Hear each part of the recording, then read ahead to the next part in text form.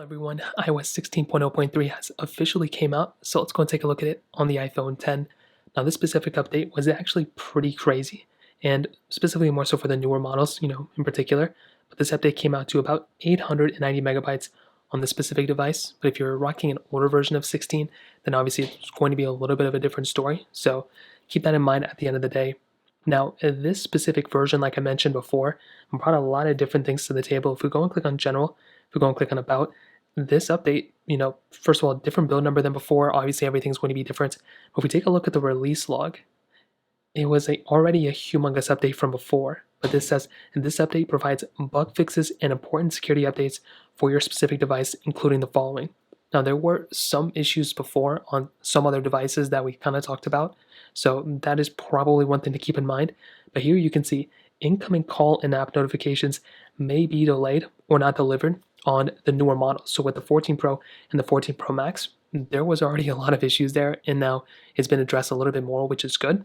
They also mentioned that there may or could have been some low microphone volume that could have occurred on CarPlay for the 14 models as well, which is interesting because I used CarPlay before and I didn't really have those issues. So that was one thing that kind of stood out to me as well. So maybe some people had those issues, but that has now been addressed. They do mention that the camera, basically all these issues were for the 14s. They do mention that the camera may be slow to launch or switch between models on the 14 Pro and the 14 Pro Max. There have been a lot of camera issues with the 14 series so far. So that was something that honestly kind of stands out to me a little bit too.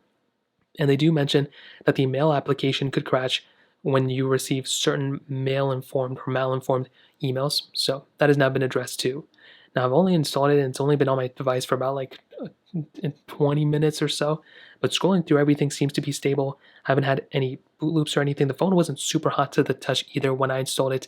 Considering this is pretty much one of the older phones that are supported on this version of software, I'm just happy that this thing didn't really have too many issues in that standpoint.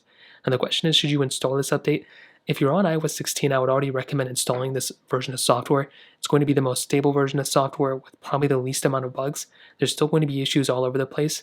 But if you're on iOS 15 right now, I would probably recommend staying there until 16.1 comes out, especially on an iPhone 10 like this one. So that's probably all I have to say. I mean, there's definitely going to be problems so far, but I will say 16.0.3 is going to be the most stable version of software right now. But if you're on iOS 15, I'd probably recommend staying there. So that kind of covers it up.